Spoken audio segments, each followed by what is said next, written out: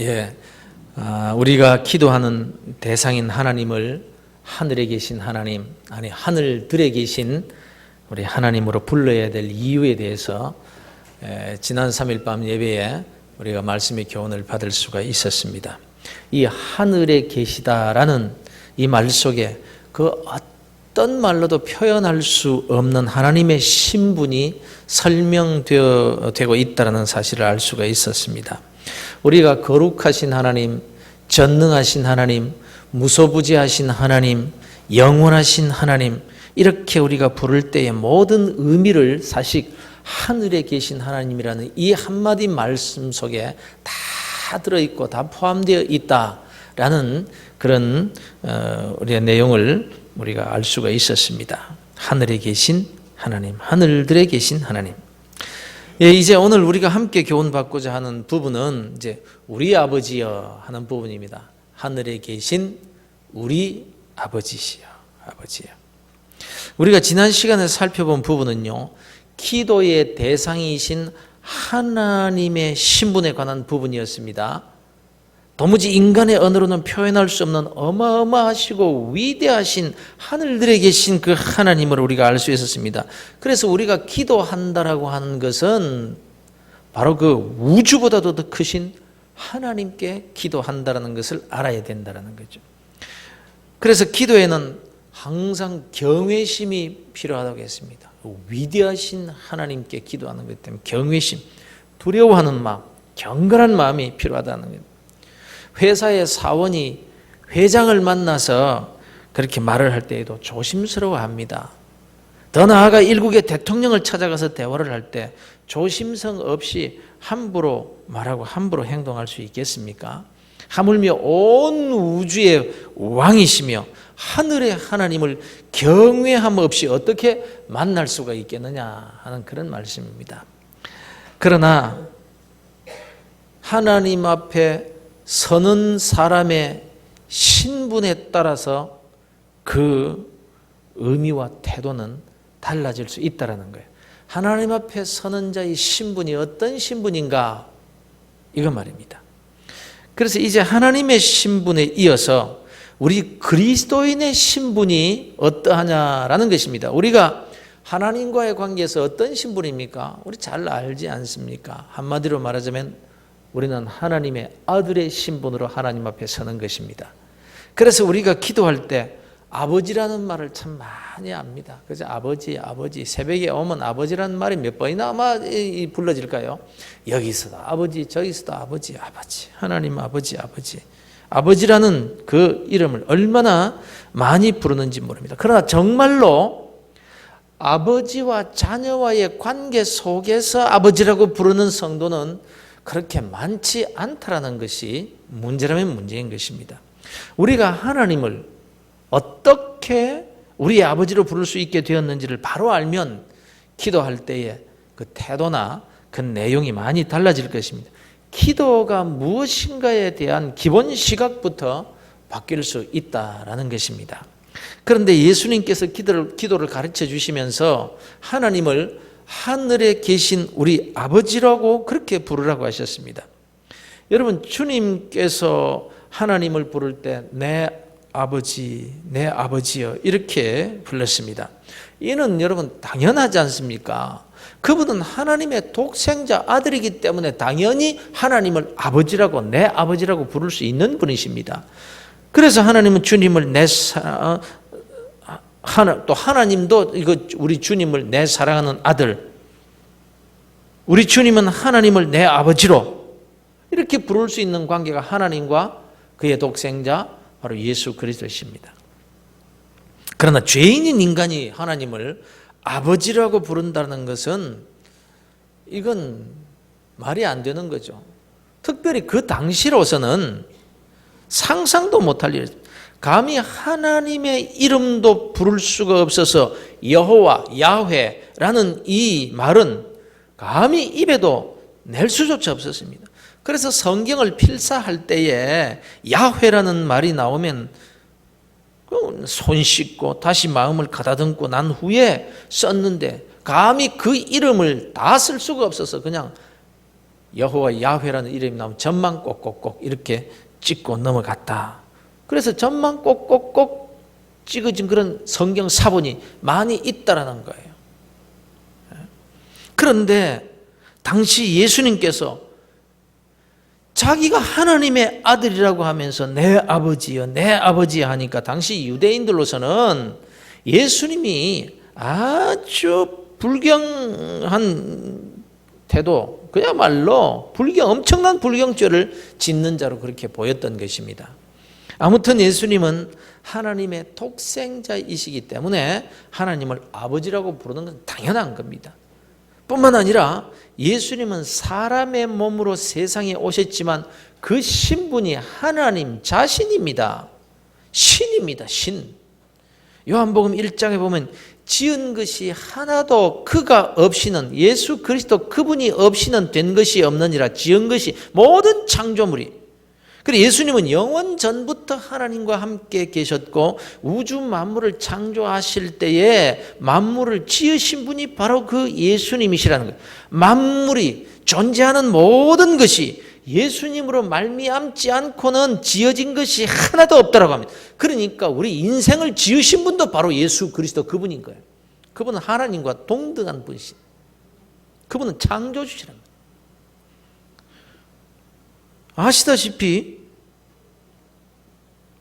창조주 하나님과 피조물 인간은 근본이 다르지 않습니까? 주님은요, 그 신분이 신이시기 때문에 하나님과의 아들도 될 수 있고 아버지와의 관계를 이룰 수가 있습니다. 곧 신이니까. 그런데 사람이 어떻게 하나님과 아버지와 자식 사이가 될 수가 있느냐라는 것입니다. 우리는 신이 아니에요. 피조물인데요. 창조주 하나님과 피조물 인간은 근본이 다른 거예요. 물론 인생이 하나님의 형상을 닮아서 창조되었기 때문에 하나님을 닮은 데가 있습니다. 인격이 그렇고 하나님을 알만한 지식이 인간밖에는 없습니다. 그리고 무엇을 만드는, 무엇을 새롭게 하는, 무엇을 개발하는 이런 능력은, 창조의 능력은요, 사람밖에 없습니다. 원숭이가 어쩌고 저쩌고 원숭이가 수천 년을 지나도 그대로 원숭이로 있는 거예요.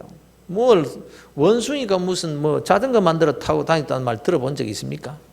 사람만이 뭔가를 창조할 수 있는 것은 하나님의 형상을 닮았기 때문에 창조의 능력을 받은, 그러나 그럼에도 불구하고 그 창조의 능력이라는 것은 하나님과 인간의 창조 능력은 다른 거예요. 다른 거예요. 하나님은 무에서 유를 창조하신, 없는 것에서 있는 것을 창조하신 분이시지만 우리 인간은 하나님을 닮아서 창조의 능력이 조금 있긴 하지만 있는 것을 가지고 발전시키는 정도예요. 근본은 다르다는 것입니다. 우리가 이 다음에 이제 죽은 자가 부활하고 또 산자는 산채로 이제 변화되어서 천국에 들어가게 되겠죠. 그러나 그때 천국에 들어간다고 할지라도 우리가 신이 되어 들어가는 것은 아닙니다. 다만 주의 은혜로 죄 없는 몸으로, 영원히 죽지 않을 몸으로 삼위 하나님을 온전히 찬양하며 섬길 수 있는 그런 행복한 존재가 된다라는 뜻이지, 신이 되어 천국에 들어간 것은 아니라는 거예요. 그때도 여전히 하나님은 창조주이시고 우리는 피조물이에요. 사탄 마귀가 그렇습니다. 천국에서 하나님과 같이 살다 보니까 교만해져 가지고 나도 하나님같이 되어봐야 되겠다, 이렇게 하다가 벌을 받아서 쫓겨난 존재가 바로 사탄이지 않습니까? 인생은 어떤 경우에도 하나님께서 지으신 피조물이지 신이 될 수 없다는 말씀입니다. 그런데 말입니다, 기가 막힌 일이 일어난 거예요.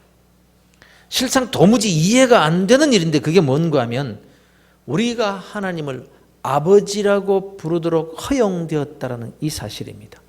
하늘의 천사에게도 허락되지 않은 일입니다. 천사도 이런 대접을 받지 못합니다. 그런데 여러분, 천사도 아닌 우리 인간, 죄 많은 인간이 하나님을 아버지라고 부를 수 있다. 하나님의 자녀가 되어서 영원토록 살게 되었다. 이게 어떻게 가능한 일이냐라는 것입니다. 우리 예수님께서 기도를 가르쳐 주시면서 하늘에 계신 우리 아버지여 이렇게 부르라고 합니다. 여기에서 우리라는 말의 뜻을 주의 깊게 새겨볼 필요가 있습니다. 하나님을 내 아버지라고 부르시던 독생자 예수님이 나와 같이 너희들도 이제부터 하나님을 아버지라고 불러라 이렇게 말씀하는 거예요.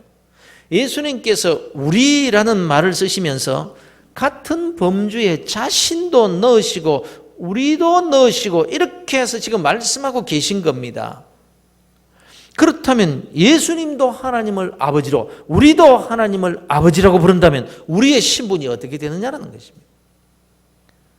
저와 여러분은 예수님과 형제가 되었다라는 뜻과 꼭 같습니다. 사람이 어떻게 신과 형제가 될 수가 있겠습니까? 솔직히 말씀드려서 우리가 바라는 게 뭡니까? 우리가 바라는 건요, 영원히 지옥 형벌에서 구원받아 천국에 들어가서 천사들과 같이 영원토록 그렇게만 살게 된다고 해도 감지덕지해야 될 일 아닙니까? 우리 더 바랄 게 뭐가 있겠습니까? 천사 정도로만 우리가 살 수 있다면 우리가 그것보다 더 바랄 것이 무엇이 있겠습니까? 그런데 천사들도 꿈꾸지 못할 엄청난 일이 일어난 겁니다. 여러분, 우리가 예수님을 형님 이렇게 부를 수 있습니까? 형님이라니까 여자들은 여러분 그럼 예수님을 오빠 이렇게 부르실 수 있겠어요? 영원토록 우리는 주님을 찬송하며 그분께 경배를 돌려드려야 할 존재들. 감히 창조주 우리 주님 앞에서 어떻게 머리를 들 수가 있겠습니까? 그러나 그럼에도 불구하고 우리 주님께서 우리를 대하실 때 하나님을 아버지로 함께 부를 수 있는 형제로 여겨주신다라는 점입니다. 예수를 믿는다는 것이 얼마나 엄청난 일인지를 세상 사람들은 모릅니다. 내가 지금 예수를 믿게 되었다, 그냥 이렇게 여기에 나와서 앉아 있으니까 우리 자신도 예수를 믿는 사람들도 이게 얼마나 엄청난 신분인지를 모르고 그냥 있는 거예요. 나중에 죽어봐야 알겠지 않은 정도입니다. 그런데 실상 우리가 내가 예수를 믿는다라는 것이, 구원받았다고 말하는 것이 어떤 의미를 가지고 있는지 세상 사람들은 죽었다 깨어나 상상도 못할 그런 신분이 우리가 되어 있는 거예요. 우리가 하나님을 그냥 뭐 아버지라고 부를 수 있는 것이 그냥 그렇게 부를 수 있는 겁니까? 감히 어디라고 하늘에 계신 하나님을 아버지라고 부를 수 있단 말이에요. 죄 많은 피조물이, 그 인생이 어떻게 신의 아들이 될 수가 있다는 말입니다. 그런데 예수님께서 우리에게 하나님을 아버지라고 부르라고 하셨던, 이게 말이 되는 얘기냔 말이에요. 그래서 예수를 믿는다는 것이 얼마나 엄청난 사건인지를 도무지 모르는 거예요. 하나님 아버지 하면서도 그 아버지라고 부를 수 있다는 데서 얼마나 감격이 있으며 내 신분이 어떤 신분인지를 정말 자각하고 그렇게 하나님 아버지 하고 부르고 있는 건지 우리 자신을 한번 생각해 보아야 된다. 이게 가능이나 한 일인지.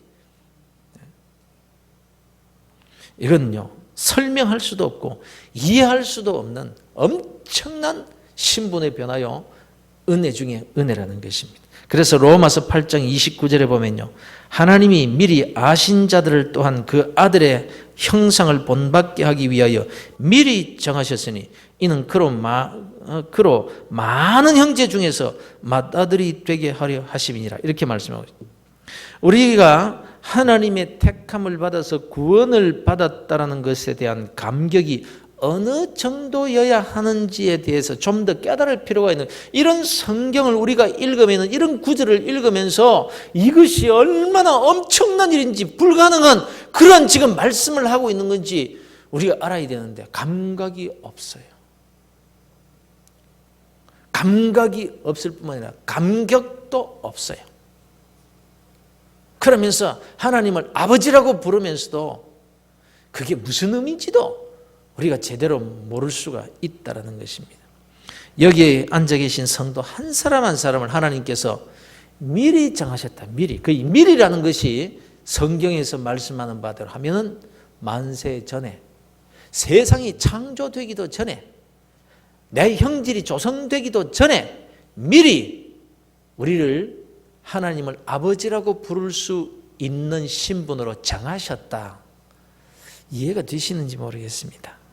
만세 전에 미리 예정하셨는데, 이것이 내가 누구누구를 택해서 죄를 용서해서 천국으로 들어가게 해주겠다라는 정도가 아니더라는, 미리 아신 자들로 그 아들의 형상을 본받도록 하셨는데, 이는 예수님 그분을 예정하신 저와 여러분의 그런 여러분과의 형제, 하나님의 맏아들, 예수님은 큰아들이시고 우리는 그 밑에 있는 형제들로 이렇게 만들어 주시기 위해서 이미 만세 전에 미리 나를 정하셨다. 이렇게 성경이 증거하고 있습니다. 여러분, 이해가 안 되죠. 이해가 안 되죠. 이해가 안 되지만 하나님의 말씀이기 때문에 우리는 그대로 믿는 것입니다. 그런 거로 믿으시기를 바랍니다. 무엇을 믿으라고요? 하나님께서 나를 정하시되 내가 이 세상에 태어나기도 전에 벌써 나를 아셨고 나를 정하셨다. 이 사실을 믿으시기를 바랍니다.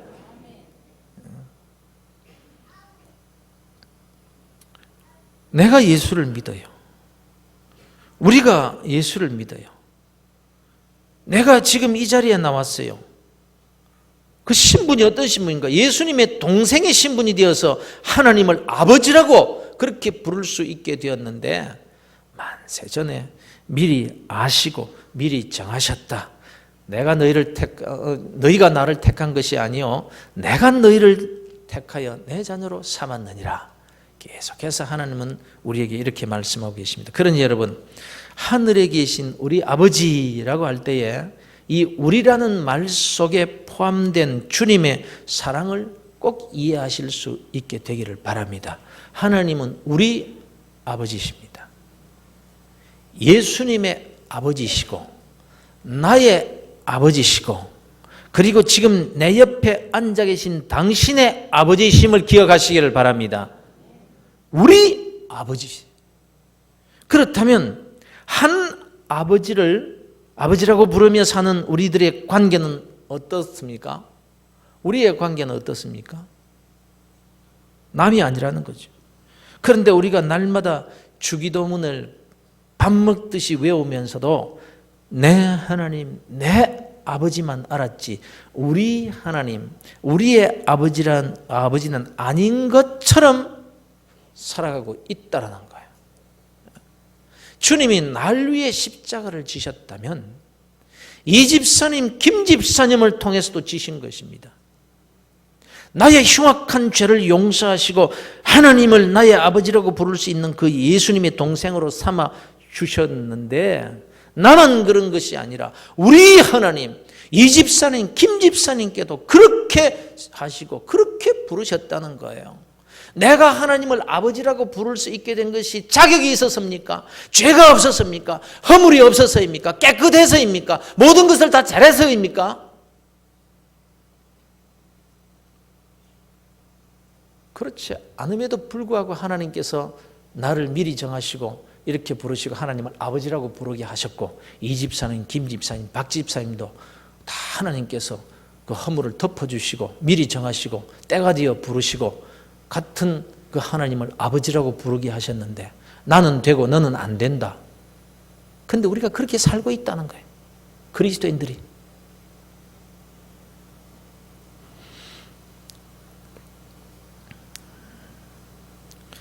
여러분, 생각해 보십시오. 부모 앞에서 자식들이 서로 다투는 것만큼 불효는 없을 것입니다. 아무리 형제가 각기 개인적으로 부모에게 잘하고 효도한다고 할지라도 형제끼리 모여가지고 서로 다투고 미워한다면 어떻게 부모에게 효도한다고 할 수 있겠으며 어떻게 부모를 위한다고 할 수 있겠느냐는 것입니다. 부모는 자식을 사랑하되요, 자식이기 때문에 사랑하는 거예요. 그렇지 않습니까? 꼭 예쁜 짓을 해서만 자식이 되는 건 아니에요. 오히려 자식 가운데서 덜 똑똑하고 좀 부족하고 약한 자식이 있으면요, 그가 비록 엉뚱한 짓을 한다라고 할지라도 그 자식에게 더욱 사랑을 베푸는 것이 부모입니다. 하늘에 계신 하늘 아버지시겠습니까? 그 자식들이 바라는 것이, 그 자식들이라는 것이 똑똑하고 쓸모가 있어서 자녀 삼아주신 것이 아니지 않습니까? 조금도 자격이 없는 자들인데 맏아들 예수님을 십자가에 못 박고 독생자의 보혈의 피로 값주고 양자로 삼아주셨습니다. 그런데 그런 신분인 우리가 서로 모여가지고 서로 잘났다, 내가 너보다 잘났다 큰 소리 치면서 다른 사람을 정죄할 수 있겠느냐 한번 생각해 보자는 거예요. 언젠가 리더스 다이제스트에 실린 메이저리그 아빠라는 글이 실렸는데요. 제가 그 글을 읽고 참 감동을 받았습니다. 팀이라는 미국 메이저리그 야구 선수 얘기인데요. 미국에서 야구 선수로서 메이저리그가 되어서 거기 뛸 수 있다는 것은 이건 뭐 보통 될 수 있는 일이 아니지 않습니까? 그야말로 이건 야구 선수로서는 꿈입니다. 꿈. 우리나라 선수 가운데 박찬호 선수가 처음 메이저리그에 뽑혔다고 할 때에 나라가 떠들썩했지 않습니까? 지금은 뭐 여러 명이 활동하고 있습니다만, 그런데 생각해보세요. 우리나라 프로팀에서 뛰고 있는 외국 선수들 비싼 돈 주고 데려오지 않습니까? 뭐 요즘 부산의 롯데에서 뛰는 뭐 아두치 선수 잘해요. 그런데 한국에서는 잘하지만 메이저리그에서는 후보 선수도 안 되니까 한국에 와 있지 않느냐 이 말이에요. 그러니까 메이저리그의 주전 선수가 된다는 것이 대단하지 않습니까? 바로 팀 버크라는 이 사람이 이 메이저리그의 인기 투수였는데, 이 사람이 아내 크리스틴과의 사이에서 자식이 없는 거예요. 그것 때문에 결혼 생활에 영 재미가 없어요. 행복하지가 않습니다. 근데 견딜 수 없는 마음의 아픔 때문에 고민을 하다가 이제 교회의 목사님과 상담을 하게 되었고 또 성경 공부를 이렇게 이제 하게 됩니다. 병원에 가서 이제 진찰을 해보니까 그들 부부는 자녀를 생산할 수 없다라는 진단을 이제 받습니다. 그러니까 이 사람들이 뭐 상심하는 것은 뭐 설명할 수 없을 정도로 이렇게 상심하고 있는데, 이 아내 크리스틴이 이제 성경 공부를 하고 또 이렇게 기도를 하면서 남편에게 이제 이렇게 제안을 합니다. 양자를 입양하자. 그래서 남편 이 팀은 남의 애를 어떻게 사랑할 수 있겠는가, 그게 가능하겠는가 이러면서 반대를 합니다. 아내 크리스틴의 기도를 통해서 남편의 마음도 이제 돌아섰고 드디어 홀트 복지회를 통해서 한국의 여자아이 하나를 입양하게 됩니다. 그런 주의 은혜로 이 양녀, 한국의 이 여자아이, 이 양녀에게 아주 사랑을 베풀면서 잘 기릅니다. 시간이 지나면서 이 아내 크리스틴이 또 다른 아이를 입양할 생각을 가지게 됩니다. 성령께서 강력하게 감동을 하셨죠. 그런데 홀트 복지 알아보니까 신체적, 정신적 결함 때문에 입양이 잘 되지 않는 아이들이 많다라는 소식을 듣고 가슴에 찔림을 받습니다. 양자를 꼭 똑똑하고 건강한 아이만 양자가 아니라 아무도 데려가지 않는 그런 아이를 입양을 해야 되겠다는 생각을 가지게 됩니다. 그래서 아내가 남편에게 말합니다. 이제 특별한 도움을 필요로 하는 아이를 입양하자고. 그래서 과테말라 한 남자아이를 입양을 시키게 되는데, 그 아이는 갑상선 기능 부전증을 생후 8개월이 될 때까지 치료하지 않고 내버려둬. 그래서 심한 영양실조에 걸렸기 때문에 식물인간이 될 수밖에 없는 그런 아이였습니다. 바로 그 아이를 데려다가 정성껏 또 키웁니다. 그들의 기도와 사랑 때문에 아이가 정상적이지는 못했지만 죽지 않고 이렇게 잘 자라게 됩니다. 그러던 이 두 부부는 또 다른 불쌍한 아이를 데려다 기르기로 하고 홀트 복지에 전화를 했더니 태어나면서부터 오른손이 없고 심장의 기능이 불완전한 한국 여자아이가 있다는 걸 듣고 또 그 아이를 입양하게 됩니다. 그리고는 이 손 하나 없는 심장병 아이를 병원에 입원시켜 수술을 합니다. 수술이 잘 되었으니 이제는 괜찮겠다라고 생각을 했는데, 그 아이는 그만 심한 지진아가 됩니다. 그래서 이 아이가 하루에도 3번에서 40번까지 간질적인 발작을 하고만 넘어지는 이런 아이예요. 그런데 그들을 정성스럽게 그렇게 돌보면서 열심히 기도한 결과 발작 증세가 멈추는 기적을 또 체험을 합니다. 그는 또 한쪽 발이 기형인 베트남 남자아이를 또다시 입양합니다. 그리고는 수술시켜서 부목 없이도 걸어갈 수 있도록 만듭니다.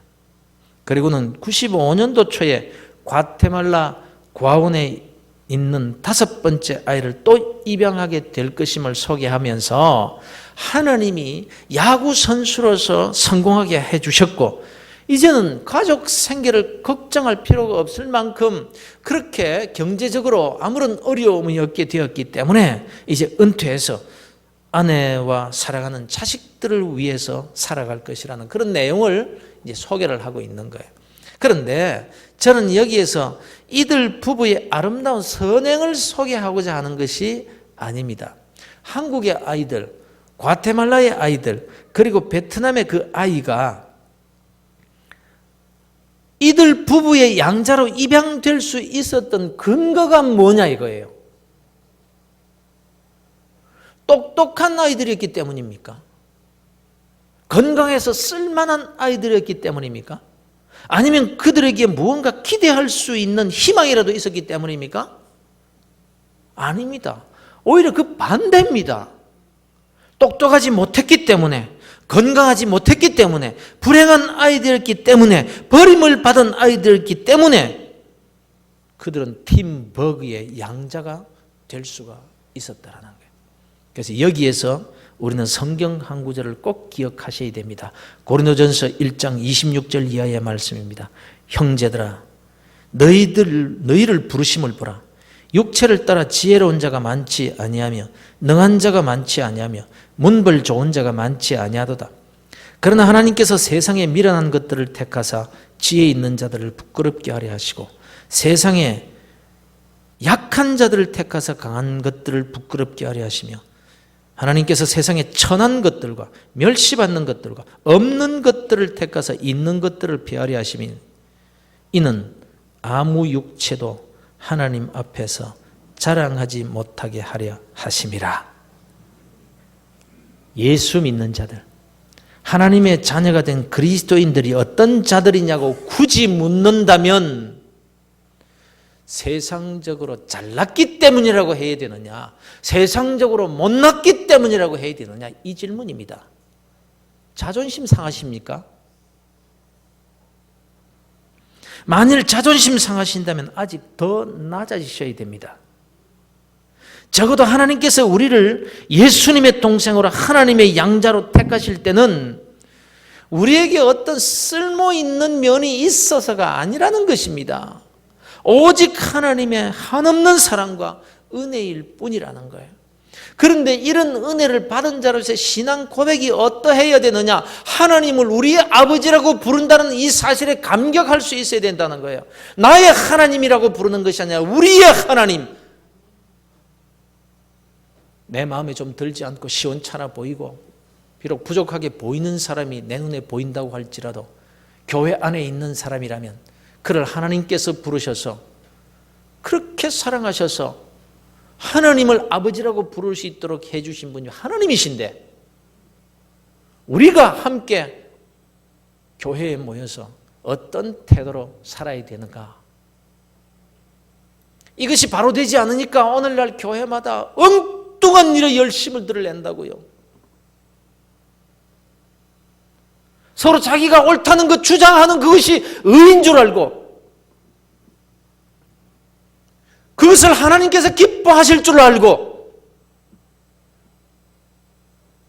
그래서 교회에 와서 반대로 살기 때문에 오늘날 교회가 교회되지 못한 모습들을 보게 되고 세상 사람들부터 손가락질을 받게 되고 우리가 하나님 앞에서 너무 부끄러운 거예요. 하나님께서 원하시는 삶과는 정반대로 살아가고 있는. 그러면서도 우리가 예수 잘 믿는다고 생각하고 열심히 봉사하는 것만 중요한 것은 아니에요. 봉사해서 하나님을 기쁘시게 해드리는 그것만으로 하나님이 기뻐하시겠는가? 일이 정말 중요하다면 하나님께서 나 같은 자를 왜 쓰십니까? 유능한 자 불러서 일을 시키시죠. 그런데 항상 우리는 일에 빠져가지고 그 일만 잘하면 다른 사람 마음에 상처 입혀가면서까지 일만 잘하면 하나님께서 기뻐하시는 줄 알고 우리가 교회에 와서 잘못 살아가는 그런 점이 너무너무 많다라는 거예요. 사랑하는 성도 여러분, 하나님은 우리의 아버지이십니다. 하나님의 독생자 예수님께서 우리의 맏형이시라고 합니다. 감히 우리를 주님과 함께 묶어서 같은 형제, 같은 하나님의 자녀라고 할 수 있는 이 은혜를 받은 우리들임을 기억해야 된다 하는 말씀입니다. 그런데 우리가 하나님을 아버지라고 부를 수 있는 자식이면서도 전혀 자식답지 못한 그런 행동을 할 때가 너무너무 많다라는 것입니다. 이제 다른 면에서 한번 생각해 보면 우리가 특히 기도할 때에 아버지 하나님이라고 부르면서도 아버지의 아들답지 못한 부분이 참 많습니다. 그러면 아버지와 아들과의 관계를 어떻게 설명하고 우리가 어떤 태도로 하나님 앞에 나아가며 어떤 태도로 기도해야 하는 겁니까? 집에 어린 자식이 있다고 합시다.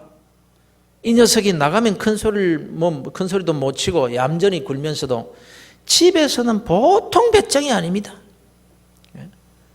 아무리 책상에 있는 아빠 물건 함부로 손대지 말라고 해도 눈도 끔찍 안 합니다. 없어서 찾아보면 지 서랍 속에 다 갖다 놨습니다. 그렇다고 해서 야 너는 도둑놈이다. 도둑을 집에서 키울 수 없으니까 나가라. 이러는 아버지 없습니다. 그 아들이 좀 더 크면요 어떻게 됩니까? 어릴 때는 양복이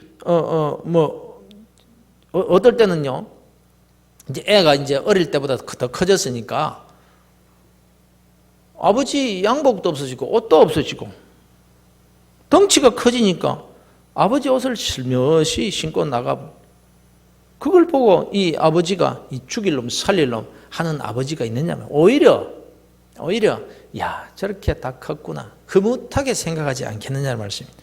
그런데 자식을 키우다 보면 또 친구들을 집에 데려오지 않습니까? 예, 아이들의 친구들을 자식이야 내 자식이니까 그렇다고 치고 이 꼬마들을 보면은 참 가관일 때가 많더라고요. 남의 집에 와가지고서는 할 짓 다 하더라고요.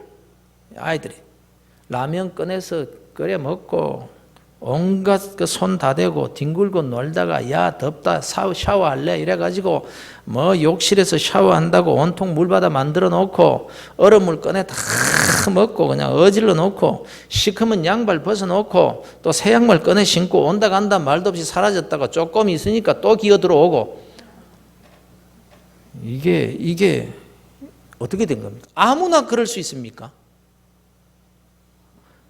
아들의 친구라는 그것 하나만으로 이렇게 되더라는 것입니다. 야, 너는 내 자식도 아니고 우리 애하고는 종자가 다르다 이러면서 쫓아냅니까? 그렇지 않잖아요. 내 자식이 귀여운 만큼 내 자식하고 놀아주는 그 애 또한 예뻐서 무언가 주고 싶은 것이 그 부모의 마음이에요. 내 자식의 친한 친구라면요 다 좋아합니다. 그런데 우리가 누구라고요? 하나님의 아들 예수님과 친구 정도가 아닙니다.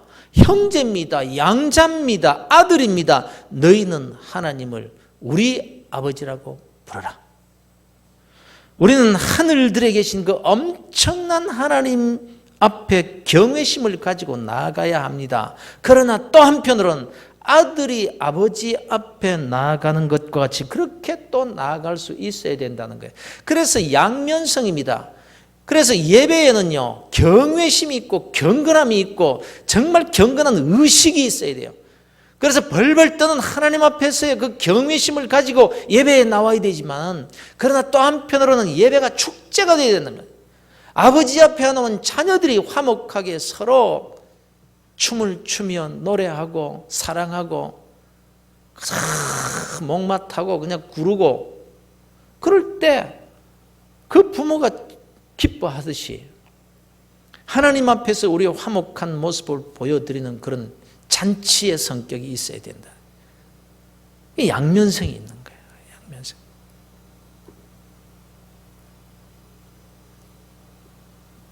기도를 어떻게 해야 되냐고요? 너무 테크닉에 치중하지 마십시오. 자식이 아버지에게 말만 번지르르 잘한다고 좋아하지는 않습니다. 그런데 우리는 기도의 기술을 배우려고 합니다. 방법을 배우려고 합니다. 예를 들어서 어떤 집사님이 이렇게 기도해서 응답받았더라. 그러면서 나도 그렇게 기도해야지. 이렇게 되더라는 거예요. 난 뭐 산에 가서 소나무를 뽑았는데 내가 기도 응답을 받았다. 그러면 나도 가서 소나무를 뽑아야만 기도 응답을 받느냐 하는 겁니다. 이렇게 되면 참 곤란한 거예요. 그래서 산에 가서 산기도하러 올려보내 놓으면 큰 소나무 밑에 안 가고 이제 조그마한 소나무 앞에 앉아가지고 기도한다. 그래 빼야 되니까. 기도가 무엇인지 몰라서 하나님이 아버지라는 사실을 너무 간과하고 살아서 그래요. 나는 아버지에게 선물을 사드렸더니 아버지께서 기뻐하시면 용돈을 주시더라.